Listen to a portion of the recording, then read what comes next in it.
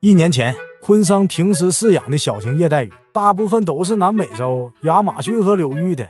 昆桑一直有个念头，那就是去南美洲这些热带鱼的原生地看看。打了个飞的，说走就走，20个小时后到达了机场，已经是晚上了。下了飞机，马上就看到了鸡。南美洲的鸡也没什么特别啊。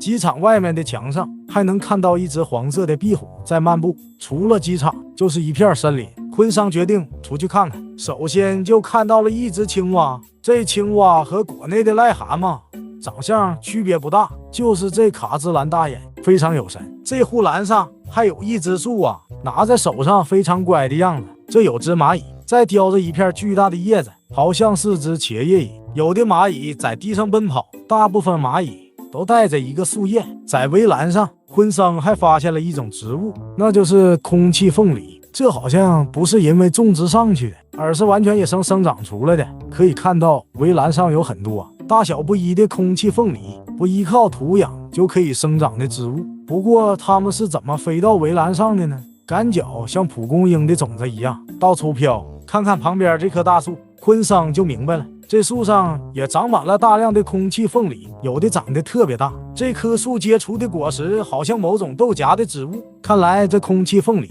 是完全附生在这棵树上生长的。机场旁边的水沟里有没有什么特殊的生物呢？昆桑看了一下，水面上有很多小鱼，好像是孔雀鱼，还有一些灯科鱼。水边有一只龙狮，个头不小，跑得非常快。只是在机场旁边就发现了这么多小动物，难以想象接下来的路程会发现什么惊喜呢？来到南美洲的第2天，这其实是属于法国。为什么这么说呢？那这地方到底是欧洲还是南美洲？这是法属圭亚那，在地理上是属于亚马逊河流域的。到了晚上，昆桑到野外来玩，路上有东西在动，蹲下仔细一看，是一些叶子，这还是茄叶蚁。它们爬到树上，把叶子切割开来，带回巢穴。它们不是要吃这些叶子，而是通过叶子种植真菌来食用长出来的小蘑菇。说到蘑菇，我们在用小蘑菇和另外一半那个的时候，总是想更久更强。哪个男人不想追求更久更强呢？今天我给大家带来一款久到离谱的神器——刺9叶感套。首先，它的延时效果不玩虚的，独特头部加厚和3环收腰设计，像3只大手紧紧地握住，从而降低神经元的兴奋度，明显感觉到自己更久更猛。同时套身添加叶感液，让女伴获得出麻、刺激，感受冲上云霄般的狂癫。只需要和平时一样戴上套头，就可以获得持久坚挺加爱玉素颜加润滑的3重感觉。是不是想想都觉得爽？快去抖音搜索持久冲吧！喜欢吃蘑菇的蚂蚁，这确实有点神奇。有的蚂蚁还搬着不同的东西，好像是虫子。这个头比较大的应该是冰蚁，它在逆向行走，保护着运输叶子的蚂蚁。昆桑拿起一片叶子，好家伙，就算这样拿着叶子，蚂蚁也不会松口的。把它放在地上，它又开始工作了。每一种蚂蚁有独立的分工，这确实是高度进化的表现。而这些蚂蚁运输的路线也是被一种单独分工的蚂蚁铺好的路线，它们把路上的杂草除掉，形成了一条完整的小路。这确实是一种有趣的生物。昆桑想跟着这些蚂蚁看看它们的路线经过哪里。走着走着，来到了一棵倒下的大树旁边。这棵大树成了蚂蚁们搬运叶子的高速公路。有的蚂蚁搬着叶子向左走，还有的蚂蚁放下叶子回去重新搬运。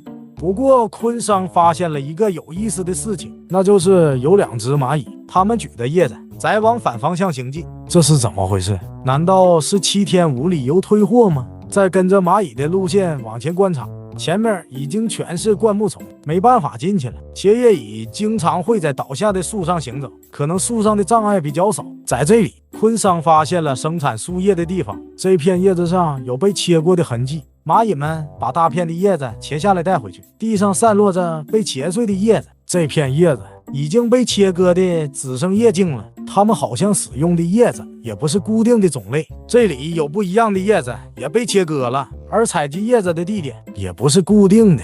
这些路线来自很多地方，穿过高山，越过山谷，有时候还会穿越隧道，跟随蚂蚁往蚁巢走，最终到达了这个蚁巢附近。这里有很多洞，蚁巢的附近散落着大量被切掉的叶子，它们会把叶子运输到蚁巢里。有的叶子太大了，需要几个蚂蚁共同协作，帮助叶子进入洞口。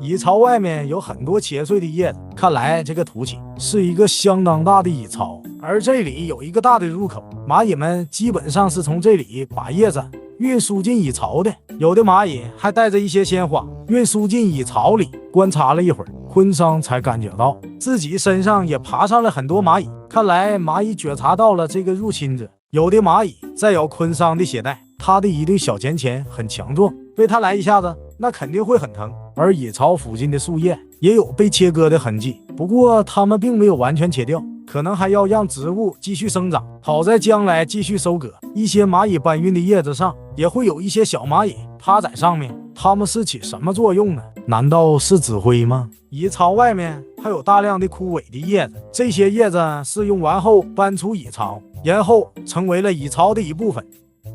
好了，本期南美洲观察动物的故事分享到这，我是天哥，我们下期再见。